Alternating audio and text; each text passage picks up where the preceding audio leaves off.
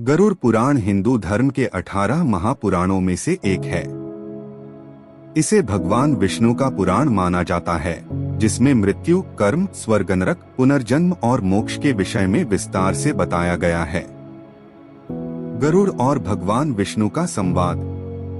गरुड़ पुराण की कथा भगवान विष्णु और उनके वाहन गरुड़ के बीच हुए संवाद पर आधारित है।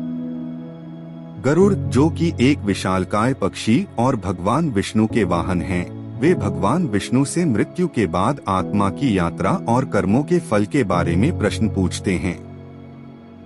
भगवान विष्णु गरुड़ को बताते हैं कि जब कोई व्यक्ति मृत्यु को प्राप्त करता है तो उसका शरीर नष्ट हो जाता है, लेकिन आत्मा अमर रहती है। मृत्यु के बाद आत्मा को यमलोक की यात्रा करनी पड़ती है, जहां यमराज उसके कर्मों के आधार पर उसे स्वर्ग या नरक भेजने का निर्णय लेते हैं। गरुड़ पुराण में बताया गया है कि मृत्यु के बाद आत्मा 13 दिनों तक पृथ्वी पर भटकती है। इसके बाद उसे यमदूत लेकर यमलोक की ओर ले जाते हैं। अच्छे कर्मों का फल, जो लोग धर्म और सत्कर्म करते हैं, उन्हें स्वर्ग में सुख और आनंद मिलता है। लोग अधर्म और पाप कर्म करते हैं, उन्हें नरक में दंड भुगतना पड़ता है। गरुड़ पुराण में विभिन्न प्रकार के नरकों का वर्णन किया गया है, जहां आत्मा को उसके पापों के अनुसार यातनाएं दी जाती हैं।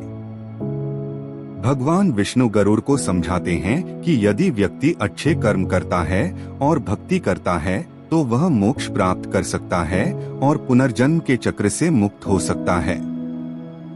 गरुड़ पुराण के संदेश। अच्छे कर्म करें, जीवन में सदा धर्म के मार्ग पर चलें और अच्छे कर्म करें। मृत्यु का भय न रखें। मृत्यु एक सत्य है, लेकिन यह केवल आत्मा की यात्रा का एक चरण है।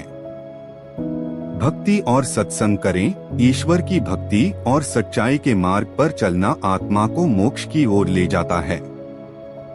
पापों से बचें। हिंसा, चोरी, झूठ, छलकपट जैसे बुरे कर्मों से बचना चाहिए।